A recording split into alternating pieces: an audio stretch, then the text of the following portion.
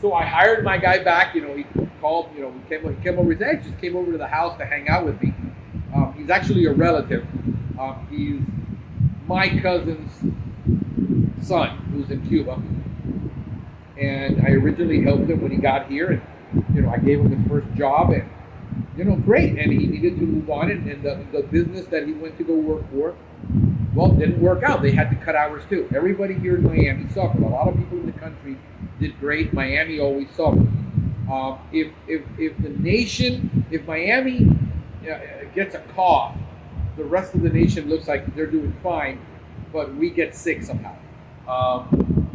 Give you a little history on Miami, so it's quick demographics so that you understand, and you have a reference to why I am having this conversation and why it's important regarding labor, regarding profitability, regarding sales, that you cannot.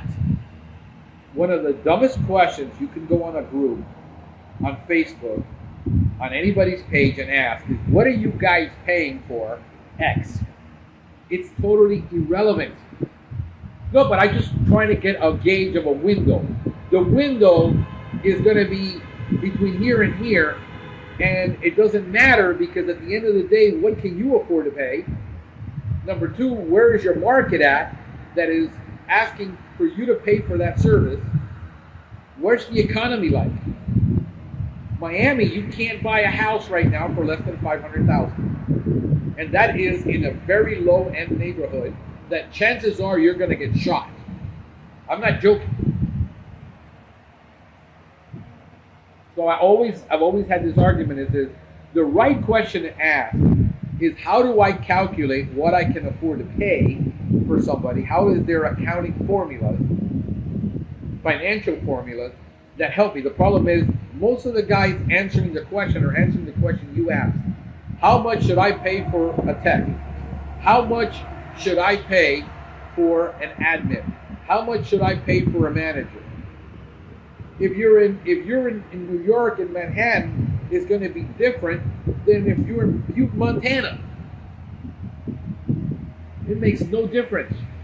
I got guys saying, "Oh, I don't pay enough." I made a post over the weekend, and I'm going to read to you the post, and I'm going to show you why it is that I have the perspective of what makes I do in my business what actually makes me happy. I originally did not start a business to become a slave of the business. I started in business so I can be free. So at 1 o'clock in the afternoon, I had my lunch. I worked all morning from early on. I had a caprese salad, caprese, I don't care what you want to call it. Tomato, potato. And I had a glass of wine. And then I did some more work. I handled 2 more calls. I booked 3 more services. And I decided I want to do this podcast. I've been wanting to do a podcast. I've been wanting to do it on this. I haven't had the time. Now I'm out here smoking a cigar. Both of my techs are working, setting up, doing whatever it is they do.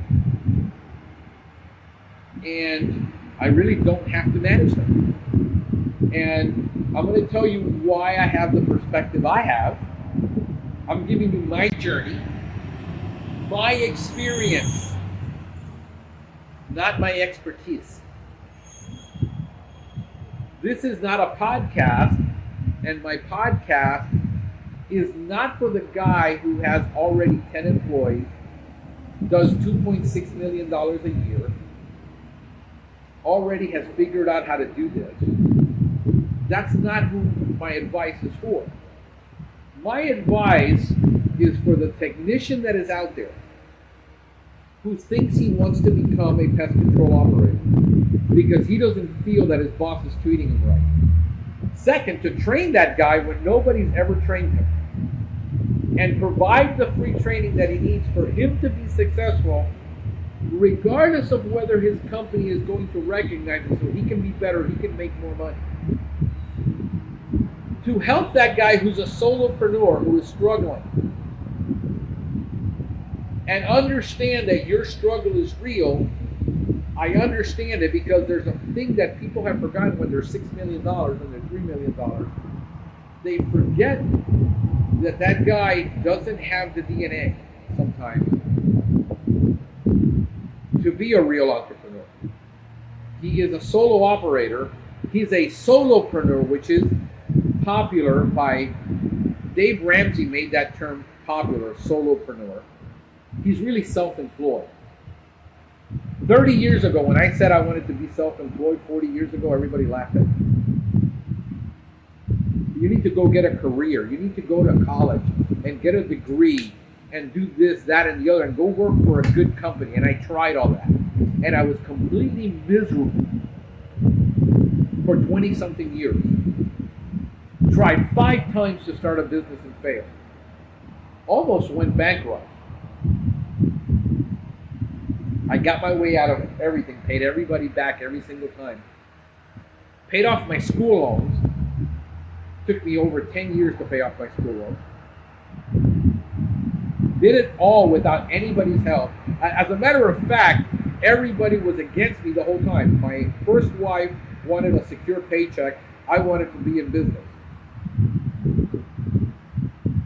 Everybody was totally against me in the whole thing, fighting me the whole way without any support. So everything I've done and I've accomplished, I've done on my own, against all the odds. 85% of businesses will fail within the first 5 years. I'm still growing after 12. After 7 years of rebranding and doing a lot of things that everybody said couldn't be done.